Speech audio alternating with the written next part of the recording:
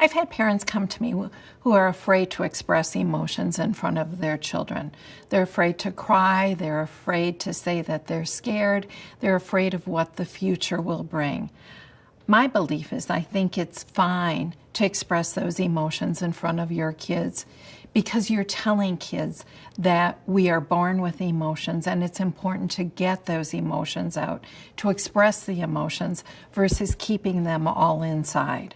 I believe to keep everything inside only will create additional mental health concerns down the line, that if the tears are there, you cry in front of your child, and then you tell them afterwards how much better you feel and that it's so important to have the support, to have someone who will listen and give them a hug afterwards, and how good it feels to get those emotions out.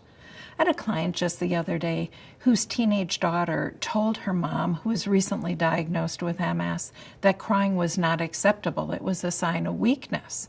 Now, this daughter has obviously gotten that message someplace, possibly from the family, possibly from outside resources, but we needed to brainstorm together what weakness meant. Why were tears a sign of weakness?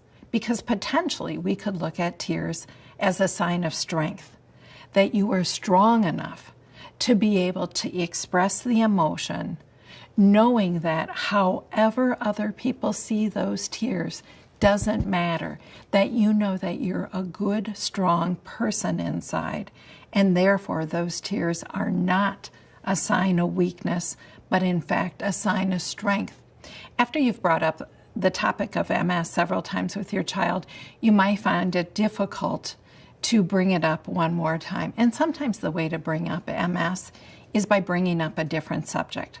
Maybe there's an article in the paper, maybe there's a movie that you saw about a different family dealing with a different kind of crisis. And how did they respond to this crisis? What were the positive things that they did? What were the things that were not so healthy that they may have done differently? You may even approach your kids with the topic of, wow, if we could go back a year or 2 years, right when the diagnosis of MS was first made, if we could have done something differently, what do you think we could have done that would have helped our family to cope with this better? Because there always is another chance to start doing things in a healthier manner. You may also bring up to your kids doing something as a family, not specifically to help your MS, but to help everyone with MS. For example, I've had people who have had a garage sale and they get all their friends and family to donate things, and whatever money they make at the garage sale, they donate to the MS Society for the money to go to research to find a cure for MS. I've also had families start a team for the MS Walk, and they recruit, again, neighbors and friends, raise money, again, that will go for MS research. So not specifically for mom or dad, but to help everyone in this world who's diagnosed for MS, but looking ahead to be doing something positive for MS in general.